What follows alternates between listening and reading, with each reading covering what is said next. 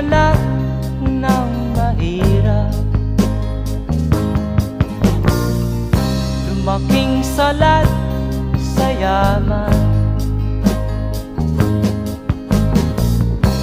Maagang nawala si ama,